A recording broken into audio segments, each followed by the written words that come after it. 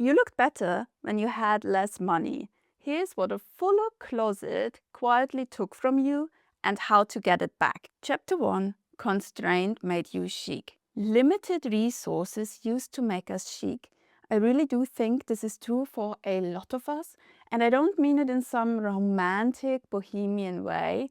I just mean that when we had less money, we had less room to make mistakes. We had a few things and we wore them properly, and that was that. There was one coat that had to carry winter, one pair of boots we wore into the ground, and one or maybe two handbags that had to work with everything. And because there wasn't that constant flow of new pieces coming in, our clothes had time to settle onto us. They stopped being random objects and started becoming part of our life. And do you know what I think that felt like? It felt calmer. We weren't standing there in front of a wardrobe full of possibilities, trying to work out which version of ourselves we were supposed to be that day. We were just getting dressed. We might have wanted more, of course, and we might have thought when we have more money, we'll finally look how we want to look. But the truth is, the constraint was helping us. It was forcing commitment. And commitment is very good for style, because style doesn't get stronger when we keep interrupting it. Style gets stronger when we let certain things stay. Hi, I'm Bridget Fisher, and after a decade running vintage shops, I know exactly how the fashion industry traps women into trends, status, shopping pressure, and that whole consumption theater. Now I cut through the noise with German honesty. Welcome to the Aura Club. Chapter 2: Repetition made you you.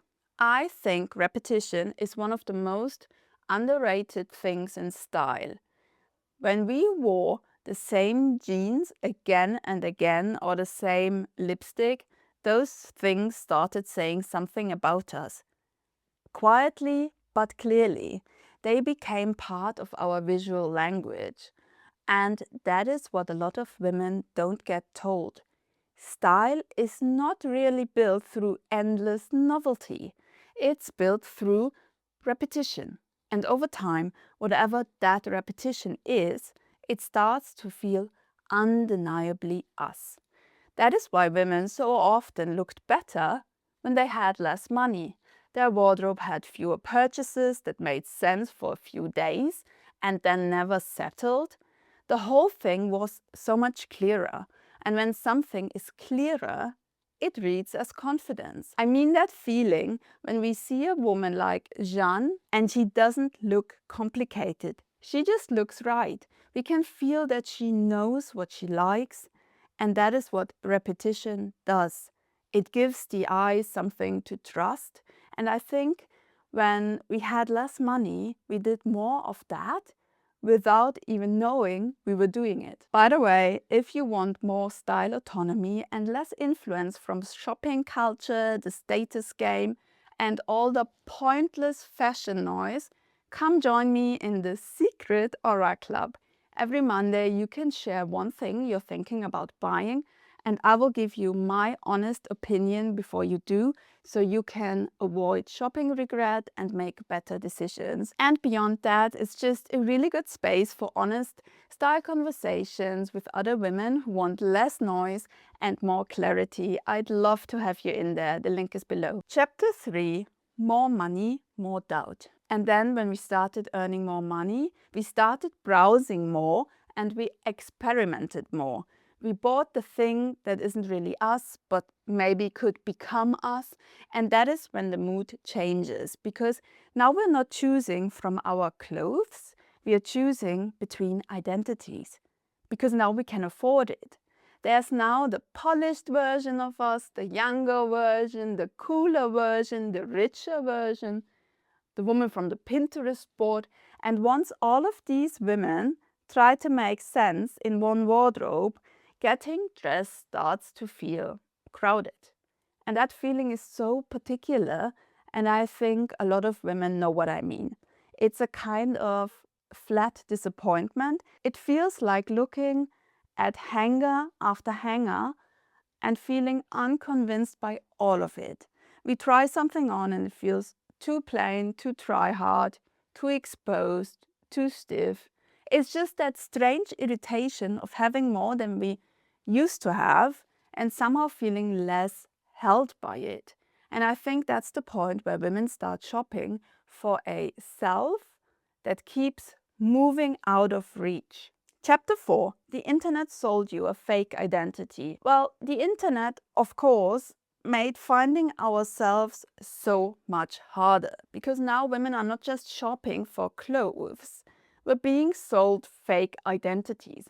Fashion influencers are absolutely flooding the internet, and if we want to find our own style, we're somehow meant to find one we like and copy her. Every week there are new products, new links and new recommendations, and somehow there's always a new thing that's supposed to bring us a bit closer to becoming the woman we want to be. And all of it comes with this quiet little promise that says maybe this is the thing that finally pulls us together. But it never does, because style does not come from collecting whatever the machine is pushing this week. Style comes from continuity. It comes from letting a visual identity build over time. And the internet does not want that for women.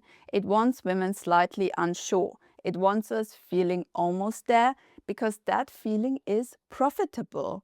And that's why I think so many wardrobes now feel like archives of influencer recommendations instead of expressions of an actual person.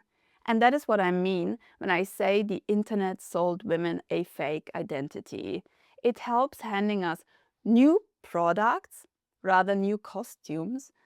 And in the middle of all of that noise, our real style gets harder and harder to find. The Aura Club exists to help you build real style autonomy instead. If you're just starting out, the core style system is where you begin. It gives you a full wardrobe framework and helps you define your style. And once that foundation is in place, Style After 40 helps you unlearn the outdated rules and shop with more clarity.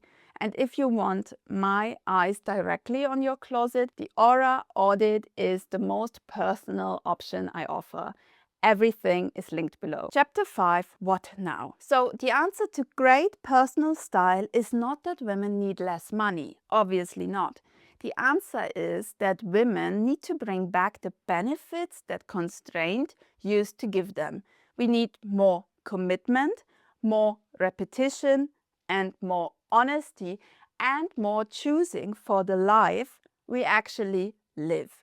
We need more willingness to say, this is my standard, this is what I return to, and less of this constant aesthetic drifting from one suggested identity to the next. And that, to me, is the deeper point of this whole conversation. We did not necessarily look better when we had less money because less money is somehow noble. We looked better because the constraint protected us from fragmentation. It forced us into clarity, and it forced us into repetition. It forced us to build a style identity. So if we have more money now and our style feels worse, I would read it as a sign to come back to what is actually us, to the pieces that make us feel calmer, stronger, clearer, and more self-possessed. That is where our aura is. And if you want to see which 10 trends the internet convinced women were chic that are actually just awkward, overdone, or pure status theater, I break that down in this video here. And always remember, confidence looks good on you.